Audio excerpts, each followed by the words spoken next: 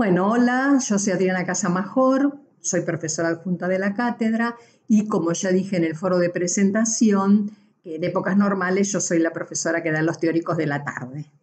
Bueno, esta no es una época normal, así que estamos por este medio. Bueno, hoy voy a presentar según la perspectiva de Emilia Ferreiro. A grandes rasgos yo voy a centrar esta presentación en 4 ejes. Uno sería la perspectiva piagetiana de la adquisición del sistema de escritura, o sea, hablar un poquito acerca de por qué decimos que Ferreiro es piagetiana. Otra sería la concepción de la escritura como práctica social y como sistema de representación. Ahí nos vamos a centrar en el objeto con el que interactúa el niño que está en periodo de alfabetización.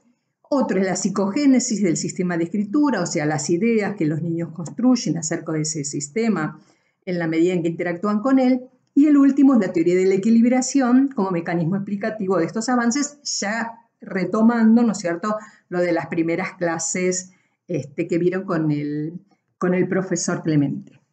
Bueno,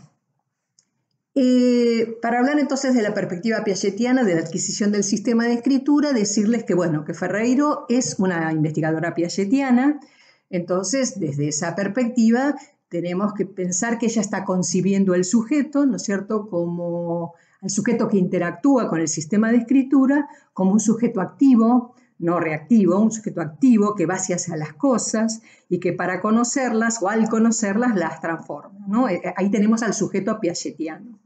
Ahora, por otro lado, ella va a decir que, si bien Piaget nunca tematizó, ¿no es cierto?, los aspectos sociales de los procesos de adquisición de conocimiento, ella ve a esta teoría como una teoría potente, ¿no es cierto?, para analizar esta interacción sujeto-objeto, que en este caso es el niño que aún no lee ni escribe, y el sistema de escritura.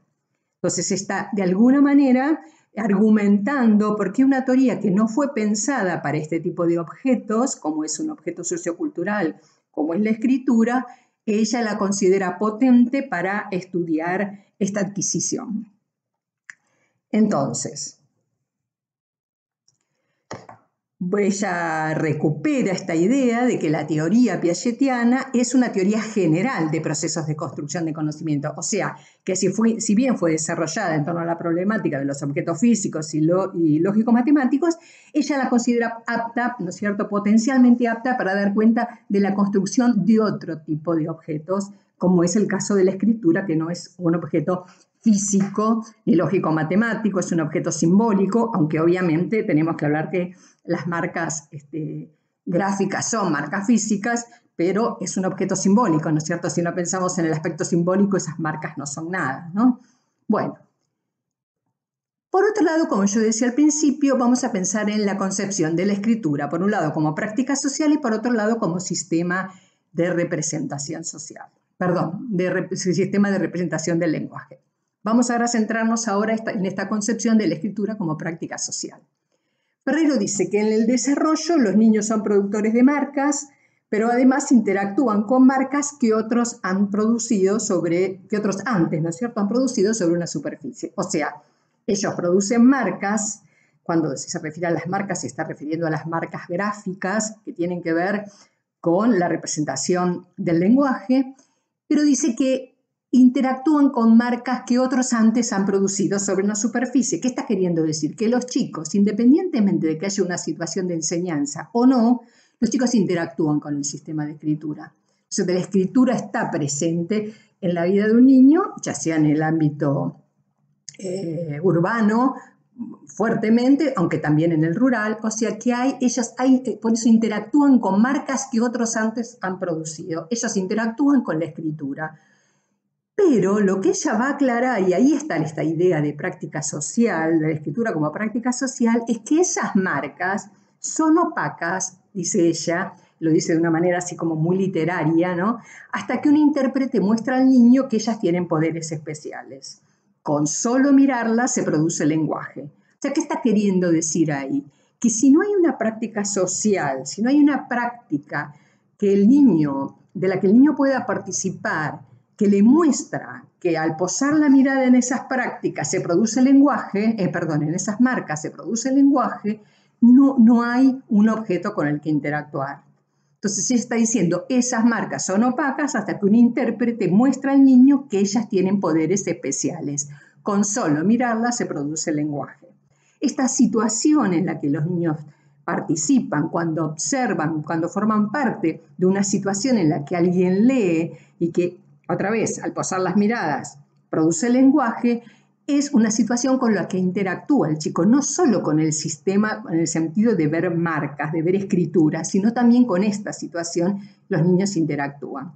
Pero a su vez aclara Ferreiro que ese lenguaje que aparece cuando alguien que lee produce con mirar las marcas, dice, es ciertamente diferente del lenguaje cara a cara, con una organización particular, con palabras que no son las de todos los días. O sea, todavía hay algo más que agregar, ¿no?, en relación a esta práctica de la lectura y también de la escritura, que tiene que ver con qué tipo de lenguaje. Es un lenguaje distinto del de todos los días. Es lo que se llama el lenguaje que se escribe, ¿no es cierto? Es un lenguaje más preciso, más formal, es un lenguaje, el lenguaje escrito que tiene que tener en cuenta el destinatario, ¿no es cierto? No solo sobre qué está escribiendo, sino también para quién, para pensar en la mayor precisión posible, ya que no va a haber presencia, ¿no es cierto? Cuando el lector que lee lo que uno escribe, el escritor no va a estar presente. Entonces, de alguna manera, esa precisión, ¿no es cierto?, y esa formalidad para que el otro pueda interpretarlo, y a su vez, del lado del lector, un gran esfuerzo de acomodación, ¿no es cierto?, para entender lo que el autor quiso escribir. Bueno, dice entonces que solo las prácticas sociales de interpretación permiten descubrir que esas marcas sobre una superficie son objetos simbólicos. Solo las prácticas sociales de interpretación las transforman en objetos lingüísticos, ¿no es cierto? Si no hay esa práctica de interpretación, esas marcas son marcas. Mientras que si se participa de esas prácticas, esas marcas se convierten en objetos lingüísticos. Son marcas que comunican lenguaje, ¿cierto? O sea que ahí estaría la importancia de esa participación en situaciones de lectura y de escritura, aunque no sea por sí mismo, ¿no es cierto?, desde el punto de vista de los chicos, sino que las vean, que participan en el sentido que haya alguien que lee con ellos y para ellos, alguien que escribe con ellos y para ellos, para descubrir este aspecto simbólico de esas marcas. Bueno, ahora, esas marcas, dice Ferreiro, permiten provocar lenguaje. Pero ¿de qué manera lo hacen? Ahí es donde Ferreiro va a decir que la actividad estructurante del sujeto que Piaget describió en otros dominios del conocimiento es la que logra esa comprensión analítica entre las marcas escritas y la lengua oral. Entonces, al participar de esos actos de lectura y de escritura, los niños piensan la relación entre el lenguaje y la escritura y se empiezan a preguntar sobre esa relación entre marcas gráficas y lenguaje. Otra vez, ese niño activo, no reactivo, ¿no es cierto?, que va hacia las cosas y que para conocerlas las transforma, como decíamos al principio. Y dice Ferreiro una cita que me pareció muy pertinente para pensar juntos. Bien pronto, en la experiencia del niño, las situaciones con las cuales se enfrenta son generadas por su entorno social y las cosas aparecen en contextos que les otorgan significaciones especiales. No se asimilan objetos puros, se asimilan situaciones en las cuales los objetos desempeñan ciertos papeles y no otros.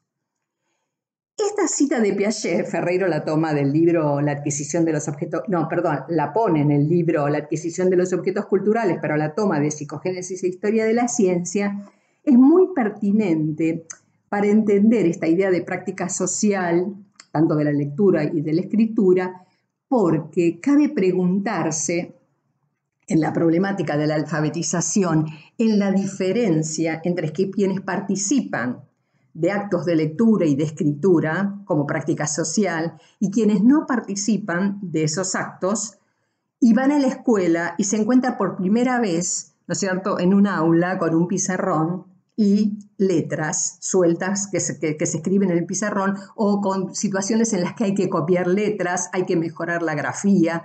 O sea, hay una práctica social de las que algunos participan y con la que pueden interactuar, Y hay quienes no encuentran esa posibilidad de participar porque llegan a la escuela sin haber tenido esa oportunidad, porque vienen en contextos en la escritura circula muy poco, porque la lectura circula muy poco y porque además se les enseña desde una concepción de que hay que empezar desde las letras. Entonces, si estamos empezando de las letras, sin ningún contexto, sin ninguna práctica social que se muestre, ¿cómo asimilan los chicos la escritura? ¿Es lo mismo como la asimila alguien que vio leer, vio escribir, participó de actos de lectura? ¿O cómo la asimila un chico que creció en un entorno donde la escritura y la lectura no circulaban y cuando entra a la escuela se la presentan como un objeto que son solo letras sueltas? Entonces me parece que esta frase no se asimilan objetos puros, se asimilan situaciones en las cuales los objetos desempeñan ciertos papeles y no otros, es muy pertinente, ¿no?, para pensar el objeto al que nos estamos dedicando hoy.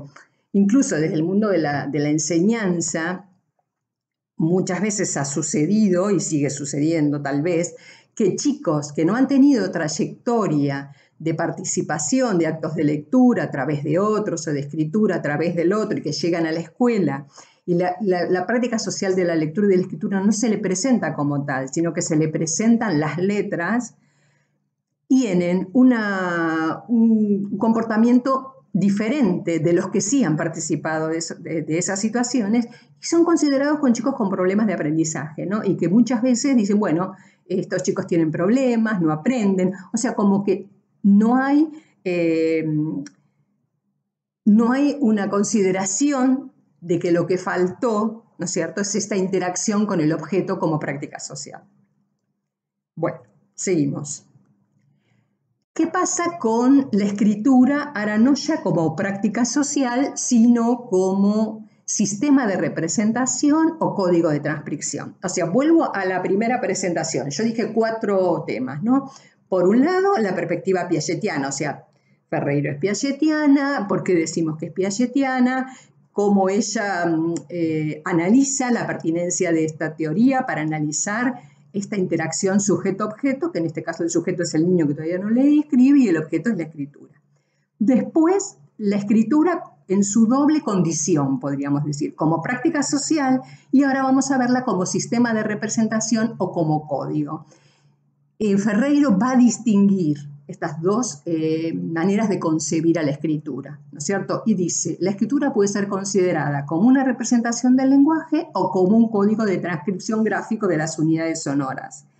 Y ella va a decir que según sea el modo en que se las considere, como sistema, como código, las consecuencias pedagógicas difieren drásticamente, va a decir.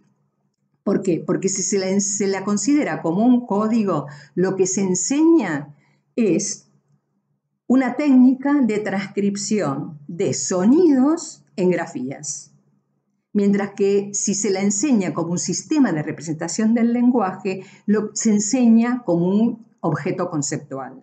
Entonces, de alguna manera ella va a decir que al disociar el significante sonoro del significado, ¿no es cierto?, en el caso del código, porque todo estaría centrado en una percepción auditiva y visual, escucho y cómo eso que escucho, cómo se escribe, el signo lingüístico, tal como lo concibió Saussure, estaría destruido. Solo se trataría de esa relación sonido-grafía, mientras que se lo concibe como la representación, ¿no es cierto?, del lenguaje, estamos pensando en un objeto conceptual que sostiene, ¿no es cierto?, ese signo lingüístico. Entonces, vamos a caracterizar un poquito más qué es esto del código de transcripción. Ferreiro va a decir que los códigos de transcripción son construcciones, muchas veces individuales, que llevan el nombre del autor incluso. Fíjense en el sistema Braille, en el sistema Morse, ¿no es cierto? Como son construcciones que no tienen, por ejemplo, que se basan en una representación ya constituida. ¿Qué quiere decir que se basan en una representación que ya fue constituida?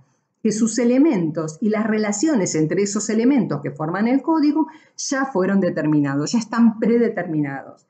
Entonces hay una correspondencia biunívoca entre cada letra del primer sistema, que sería el sistema de representación del lenguaje, con el elemento del código. O sea, para cada letra, para la A, yo tengo, si vamos al sistema Braille, por ejemplo, determinada cantidad y determinada configuración, diríamos, como de granitos que yo puedo percibir al tacto, ¿sí? Entonces, hay una correspondencia unívoca. Para cada letra hay una determinada configuración de esos relieves. Lo mismo en el código Morse. Para cada letra hay una determinada configuración de rayas y de puntos. O diríamos, para el código de las barras de lectores del supermercado. En cada caso, sí o sí, ¿no es cierto?, el código va a obedecer a eso que yo quise cargar. En ese sentido, no tienen ortografía.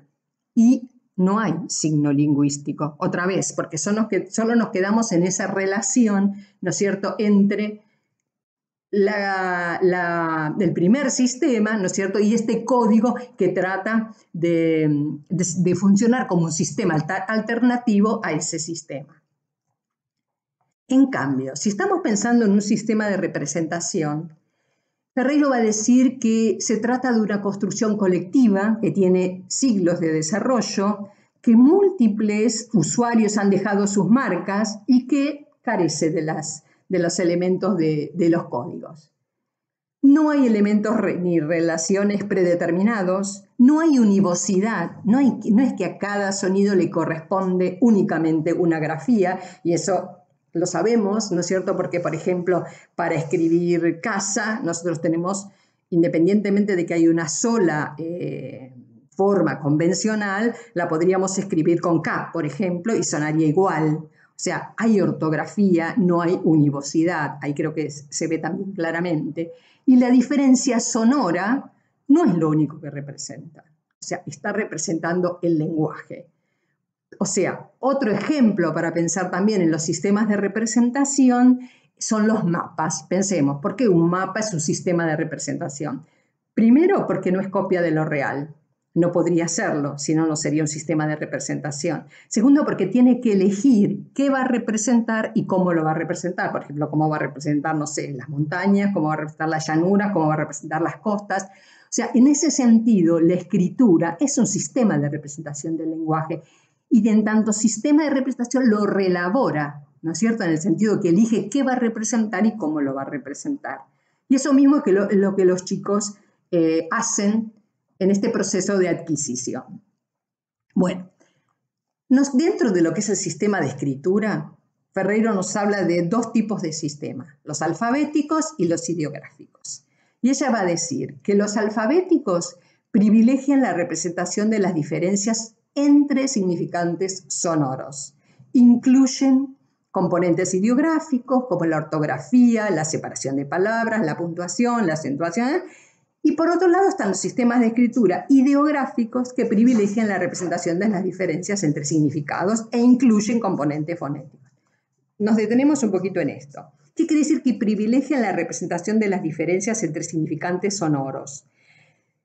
Que lo que representan, si es lo privilegiado, es esa relación entre significantes sonoros, pero no es lo único. O sea, ¿qué incluye? Incluyen componentes ideográficos. ¿Por qué la ortografía sería un componente ideográfico? Pensemos en algunos ejemplos. Separación de palabras. Los blancos entre palabras son significado, porque no es lo mismo, ¿no es cierto?, los famosos juegos de palabras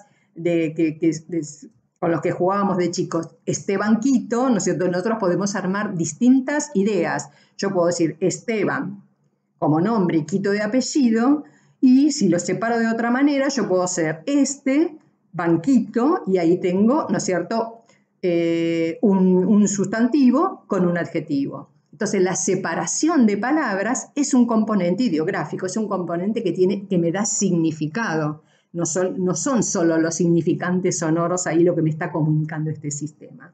Otro es la puntuación. Sabemos muy bien nosotros cómo las comas, según donde las ubiquemos en una oración, pueden cambiar el significado de lo que dice. Otra es la acentuación.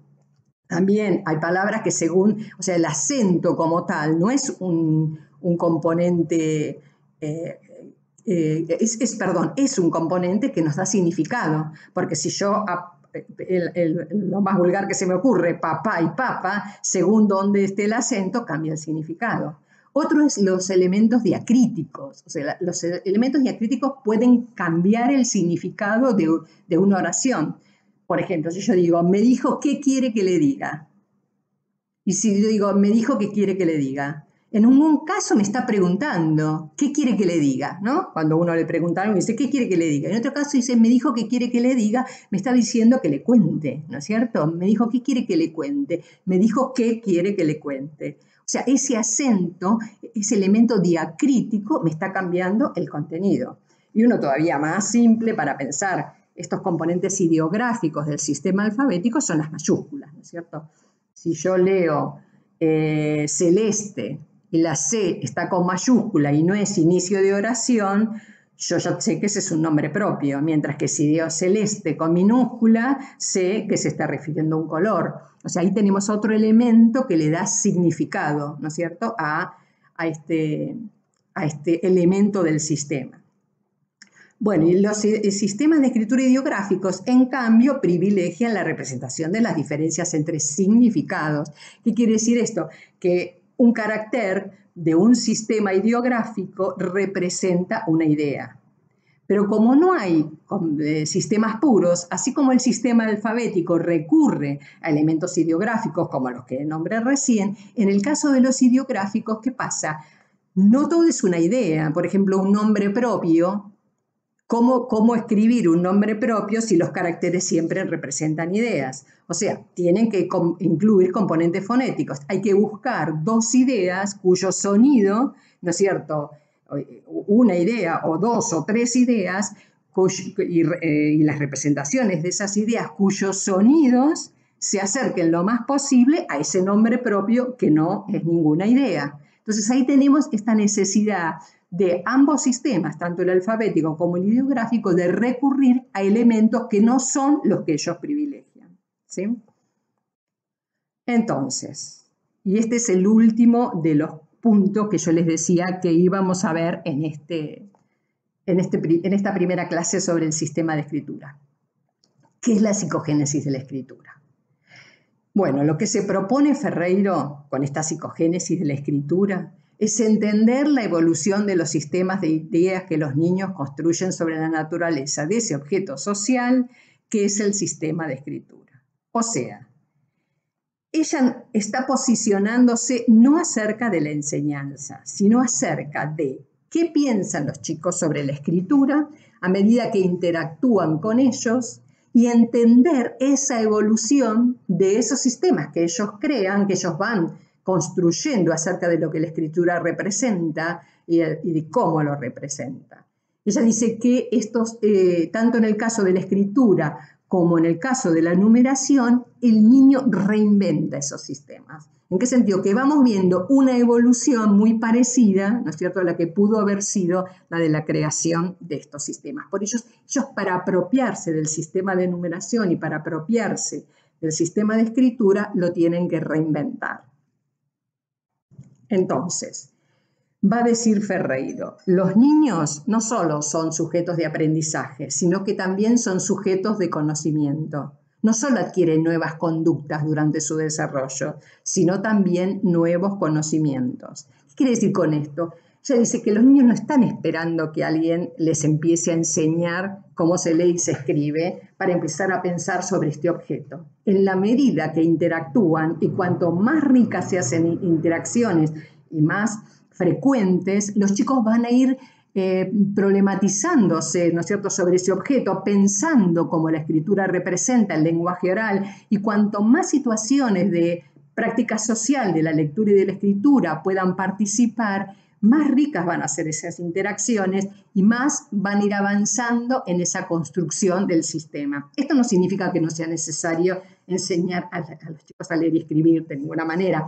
Lo que está diciendo Ferreiro que históricamente la enseñanza no tuvo en cuenta lo que los chicos piensan sobre la escritura, y ella nos trae esta idea que sí los chicos piensan y qué piensan y cómo piensan, ¿no? Por eso ella dice no solo son sujetos de aprendizaje, son también sujetos de conocimiento. Y para enseñarle, a enseñar a leer y escribir, esta investigación de Ferreiro realmente fue una revolución, ¿no? Digamos, cuando aparece todo lo que los chicos piensan sobre la escritura, ha tenido un impacto en cómo pensar la enseñanza que todavía hoy está siendo revisada, ¿no? Entonces, ella va a decir, en relación siempre a esta perspectiva piagetiana, que los niños proceden de modo similar a otros dominios del conocimiento, ¿no? Y acá aparece otra vez ella diciendo que si bien la teoría piagetiana fue de alguna manera formulada en relación mayoritariamente a objetos físicos o lógico-matemáticos, ella dice que en relación también a la escritura los chicos proceden de un modo similar. ¿Y qué dice? Tratan de asimilar información suministrada por el medio ambiente, pero cuando la información nueva es imposible de asimilar, con mucha frecuencia se ven obligadas a rechazarla. Experimentan con el objeto para comprender sus propiedades, experimentan con el objeto para poner a prueba sus hipótesis, piden información y tratan de dar sentido al conjunto de datos que han recogido. ¿Qué quiere decir esto? Que proceden de manera similar a otros dominios del conocimiento. ¿Se acuerdan cuando vimos la teoría piagetiana en el inicio de la cursada? Bueno, esta analogía, ¿no es cierto?, con el científico, analogía con la ciencia, analogía funcional. Bueno, acá también. Entonces ellos tratan de asimilar información suministrada por el medio ambiente, que en este caso es las escrituras, ¿no es cierto?, lo que le dicen, con qué se escribe, cómo se escribe. Ellos lo tratan de asimilar, pero cuando la información nueva es imposible de asimilar, muchas veces se ven obligadas a rechazarla. Es muy llamativo, como cuando los chicos muchas veces preguntan cómo se escribe alguna cosa y la tienen a la vista, sin embargo, cuando ellos la escriben, no lo hacen, no lo copian tal cual, sino que aparecen sus escrituras espontáneas, aparecen cómo están ellos en ese momento asimilando el sistema. Por eso se experimentan con el objeto para comprender sus propiedades, para poner a prueba sus hipótesis, piden información y tratan de dar sentido al conjunto de datos que han recogido. Esto lo vamos a ver con más claridad en la próxima semana cuando veamos los distintos niveles de la psicogénesis del sistema y vayan viendo cómo los chicos van conceptualizando, ¿no es cierto?, la escritura a medida que las interacciones se van dando cada vez más. Va a decir también Ferreiro que la búsqueda de coherencia hace que los niños construyan sistemas interpretativos en una secuencia ordenada, que es lo que vamos a ver la semana que viene, esa secuencia ordenada, ¿no es cierto?, de las hipótesis que ellos van construyendo. Ella las llama teorías infantiles. Dice, son teorías infantiles sobre la naturaleza y función del sistema escritura, que son verdaderas construcciones que la mayoría de las veces parecen muy extrañas al modo de pensar de los adultos. Sí, parecen muy extrañas al modo de pensar de los adultos, por ejemplo, que los chicos nos muestran con sus producciones espontáneas que en determinado momento del desarrollo ellos creen, por ejemplo, que para que algo sea legible no puede tener menos de 3 letras. No es que ellos lo dicen, ¿no es cierto? No imaginen un chico diciendo eso, pero en sus escrituras, en la investigación de Ferreiro, aparece esta limitación en determinado momento del desarrollo de que para que algo diga algo, para que una escritura sea legible, tiene que tener por lo menos 2 o 3. Otra de las hipótesis que aparecen, que parecen muy extrañas al modo de pensar de los adultos, por ejemplo, es que las escrituras no pueden tener en su interior repetidas y contiguas, una detrás de la otra, 2 letras iguales. O sea, esas son del tipo de hipótesis que los niños construyen a medida que van avanzando en la representación del sistema. Dice que esos sistemas actúan como esquemas, o sea, es el concepto piagetiano de esquema, es lo que Emilia Ferreiro va a referir como hipótesis, porque esas hipótesis que ellos crean a su vez funcionan como esquemas asimilatorios e interpretan la información a través de esos esquemas. O sea, ellos pueden dar sentido a sus experiencias con la escritura y con sus usuarios gracias a la construcción de esos esquemas a los que ella va a referir como hipótesis. Entonces dice que esos sistemas, una vez construidos, siguen actuando, igual que cualquier esquema, sin grandes modificaciones en la medida en que pueden cumplir con la función de dar sentido a los observables. O sea, dar sentido a los observables, otra vez, el esquema piagetiano, ¿no? ¿Cómo interpreto? Interpreto a través y gracias a o esclavo de mis esquemas, ¿no es cierto? Bueno, lo mismo pasa con las hipótesis infantiles que los niños construyen en interacción con el sistema de escritura. Entonces dice que la necesidad de incorporar información nueva es uno de los motivos para cambiar el esquema precedente.